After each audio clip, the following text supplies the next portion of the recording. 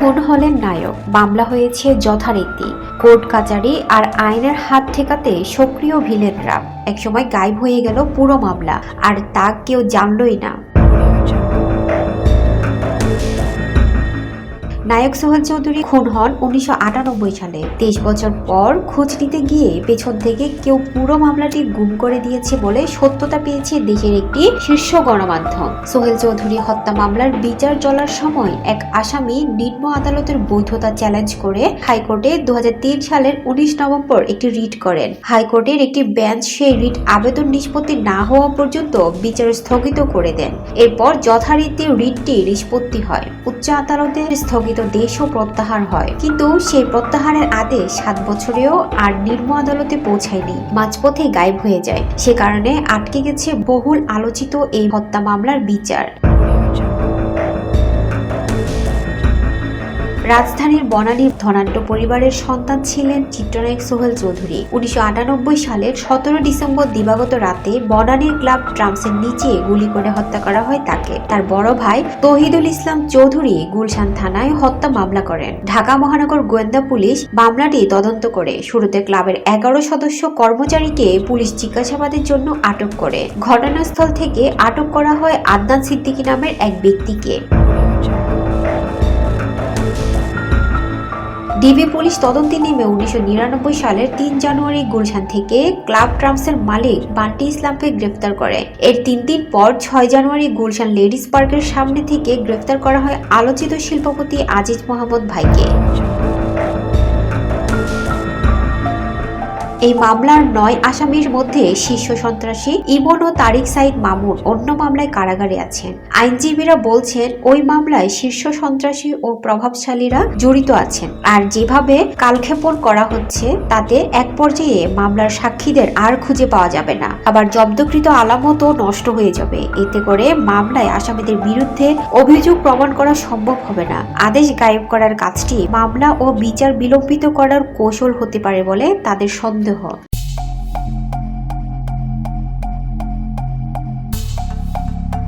বাংলা চলচ্চিত্রের কিংবদন্তি নায়ক সালমান শাহ হত্যার সবচেয়ে সন্দেহভাজন আসামি আজিজ মোহাম্মদ ভাই। তিনি সালমানের মৃত্যুর সময় থেকে একজন ধনকুবের নামে পরিচিত, আবার অনেকেই তাকে মাফিয়া ডনও বলে থাকেন। শুরুতে জানা যাক আজিজ মোহাম্মদের নামের সাথে ভাই এলো কোত্থেকে।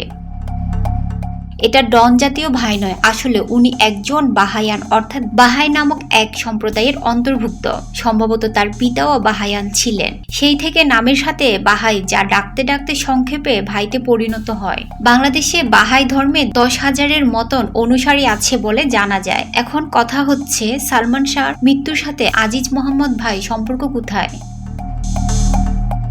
এই আজিজ ভাই একজন বড় মাপের প্রযোজক ছিলেন, যার ফলে সালমান শাহের পরিবারের সাথে তার সখ্যতা ছিল। জানা যায় সালমান শাহ তার মৃত্যুর 1 সপ্তাহ আগে এক পার্টিতে তার স্ত্রী সামিরাকে কিস করার জন্য এই আজিজ ভাইকে প্রকাশ্যে থাপ্পড় মারেন। সেই পার্টিতে শাবনূর ও তার মা সহ উপস্থিত ছিলেন। সালমান শাহকে হত্যা করা হতে পারে এমন সন্দেহ যখন থেকে তৈরি হয়, তখন থেকে এই চর মারার বিষয়টা সামনে চলে আসে। তাছাড়া সালমান শাহের মা অভিযোগও করেছেন এই আজিজের লোকেরা সালমান হত্যাকাণ্ড বিচারের সময় তাকে ও তার ছোট ছেলেকে মারার চেষ্টা করেছিল, যার ফলে তিনি লন্ডনে চলে যান। সালমান হত্যা মামলায় আজিজ মোহাম্মদ ভাইকে 2 বার গ্রেফতার করে জিজ্ঞাসাবাদ করা হয়। হত্যার উপযুক্ত কোনো প্রমাণ না পাওয়ায় তাকে ছেড়ে দিতে হয়। সালমান ভক্তদের মতে মিডিয়ার পীড়াপিড়িতে সবই লোক দেখানো ব্যাপার সেপার। আজিজ সবকিছু আগে থেকে ঠিকঠাক করে রেখেছিলেন। তবে এই আজিজ ছাড়াই সালমানের আরও শত্রু অবশ্য ছিল।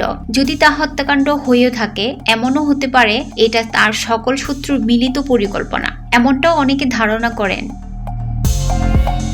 এই আজিজ মোহাম্মদ ভাই একজন বড় শিল্পপতি। Olympic battery, Olympic ball pen, MB film, tip biscuit, energy biscuit এগুলোর মালিক তিনি।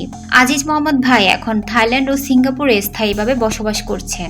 আজিজ মোহাম্মদ ভাইয়ের বিরুদ্ধে একজন পত্রিকা সম্পাদককে শ্বাসরোধ করে হত্যা করে তার 14 থেকে 15 বছরের কন্যাকে উঠিয়ে নেওয়ার অভিযোগও আছে। আর ওই সম্পাদকের মৃত্যুকে হার্ট অ্যাটাক বলে চালিয়ে দেওয়ার অভিযোগও আছে। আজিজ মোহাম্মদ ভাইয়ের পরিবারও স্বনামধন্য ধনী পরিবার। তার পরিবারের অনেকের বিরুদ্ধে ভয়াবহ সব অপরাধের অভিযোগ আছে। বেশ কয়েক বছর আগে তারই আপন ভাগিনা বাংলাদেশের সবচেয়ে বড় ইয়াবা মজুদ সহ ধরা পড়েন এবং 90 বছরের সাজা পান। অভিনেত্রী দিতির স্বামী এক সময় জনপ্রিয় অভিনেতা সোহেল চৌধুরীকে ঢাকা ক্লাবে হত্যা করা হয় আজিজ ভাইয়ের প্রত্যক্ষ পরিকল্পনা ও উপস্থিতিতে। জানা যায় এই হত্যার মূলে ছিল তখনকার রমরমা ডিশ ব্যবসা, যা সোহেল চৌধুরীর পরিবারের একচেটিয়া অধীনে ছিল। এই ডিশ ব্যবসা আজিজের পরিবার দখল করে নিতে চেয়েছিল। জনপ্রিয় চিত্রনায়ক সালমান শাহ হত্যা মামলায় আসামি করা হয়েছে আজিজ মোহাম্মদ ভাই, সাবিরা হক, লতিফা হক লুসি, রিজভী আহমেদ ওরফে ফরহাদ, নজরুল শেখ, ডেভিড আশরাফুল হক ডন, রাবিয়া সুলতানা রুবি, মুস্তাক ওয়াইদ, আবুল হোসেন খান ও মনোয়ারা বেগম।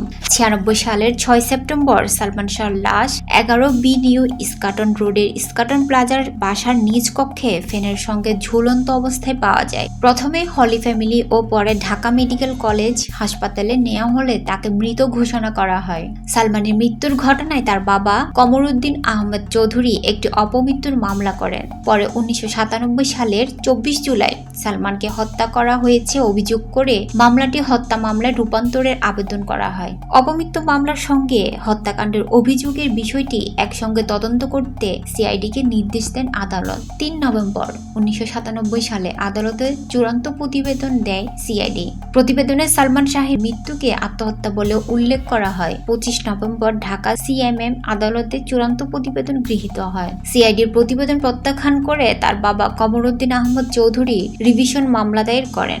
2003 সালের 19 মে মামলাটি বিচার বিভাগীয় তদন্তে পাঠায় আদালত। এরপর প্রায় 15 বছর মামলাটি বিচার বিভাগীয় তদন্তে ছিল। 2014 সালের 3 আগস্ট ঢাকার সিএমএম আদালতের বিচারক বিকাশ কুমার সাহার কাছে বিচার বিভাগীয় তদন্তের প্রতিবেদন দাখিল করেন মেট্রোপলিটন ম্যাজিস্ট্রেট ইমদাদুল হক। এই প্রতিবেদনে সালমান শাহের মৃত্যুকে অপমৃত্যু হিসেবে উল্লেখ করা হয়। 2014 সালে সালমান শাহের মা নীলা চৌধুরী বিচার বিভাগীয় তদন্ত প্রতিবেদন প্রত্যাখ্যান এবং ওই প্রতিবেদনের বিরুদ্ধে নারাজি দেবেন বলে আবেদন করেন। 2015 সালে 10 ফেব্রুয়ারি নীলা চৌধুরী ঢাকা মহানগর হাকিম জাহাঙ্গীর হোসেনের আদালতে বিচার বিভাগীয় তদন্ত প্রতিবেদনের বিষয়ে নারাজির আবেদন দাখিল করেন। নারাজি আবেদনে উল্লেখ করা হয় আজিজ মোহাম্মদ ভাই সহ 11 জন তার ছেলে সালমান শাহের হত্যাকাণ্ডে জড়িত থাকতে পারেন।